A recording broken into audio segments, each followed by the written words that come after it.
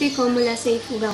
Noong unang panahon, sa nayon ng Hanaga, isang sanggol na lalaki ang isinilang na mag-asawang Ampalaw at Dumulaw. Ang pangalan ng sanggol ay Aliguyo. Siya ay matalino at masipag matuto ng iba't ibang bagay.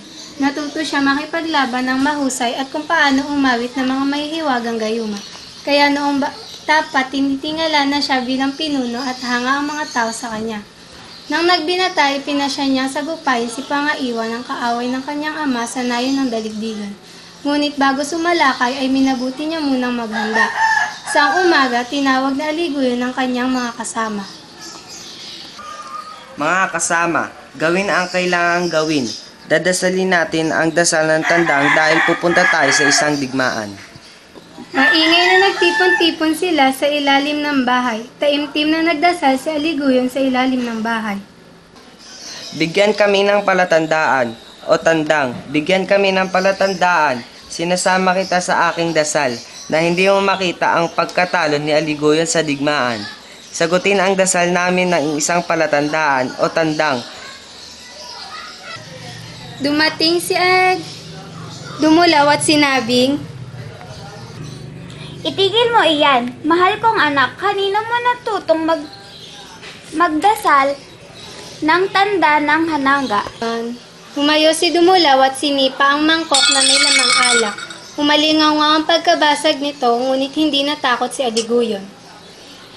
Naway ang basag na mangkok ay hindi maging kasama ang palad ni Aliguyon, kundi ng kanyang nanay na si Dumulaw. Nagulat ang kanyang ina at sinabing, Oh, anong kailangan mong gawin sa mahal mong anak na masyadong marami ang nadasal? Sa inis ay kinuha niya ang kawayang tinutungtungan ng tandang at inihagis ito sa bakuran. Nawa ang kawayang kinuha sa amin ay hindi maging kasama ang palad ni Aliguyon kundi ng kanyang nanay na si Dumulaw. Kinabukasan ay nagtungo si Aliguyon sa kanyang ama upang itanong kung saan makikita ang ibong idaw. Hinanap ito ni Aliguyon upang makahingi ng tulong at nang mahanap ay kampante siya na siya ang magwawagi. Bumalik siya sa kampo, kumain at nagpahinga. Kinaumagahan ay nagtungo sila sa daligdigan at nang makarating ay agad na naghamon si Aliguyon na siya namang pinaunlakan ni Pumbakhayon. Bago ang laban ay naghanda muna si Pumbakhayon at nang matapos ay bumalik siya at sinabi, Aliguyon, doon tayo maglaban sa dalampasigan dahil ang palay namin ay halos ginto na at hinog. Masisira ang aming palay kapag dito tayo nagdigma. Anong masama roon? Hindi ako aalis sa iyong palayan. Lalabanan kita rito hanggang ang mga kawayan at mga punong alimit ay tumubo sa iyong palayan. Sinukat ni Aliguyon si Pumbakhayon at tiningnan niya ang mga paa nito at sinabi, Tila matipuno si Pumbakhayon. Sinusubukan niyang idiretso ang kulot niyang daliri sa paa. Hindi kaya, walang silbi ang pakikipagdigma kung pantay lang kami ng lakas at husay. Hinawi ni Pumbakhayon at Aliguyon ang mga palay upang makausad sa kapatagan. Agad na naglaban ang dalawa.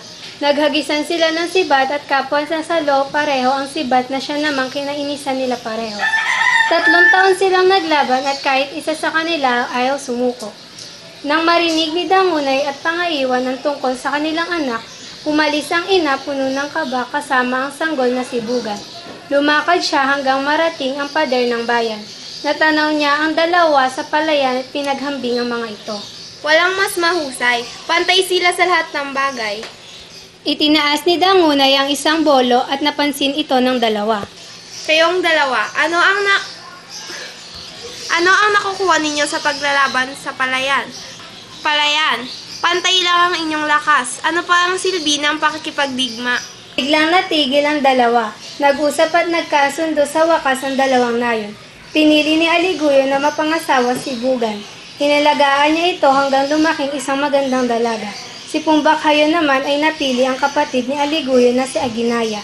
Ang dalawang pamilya ay yumamay at ginalang ng mga Ifugao.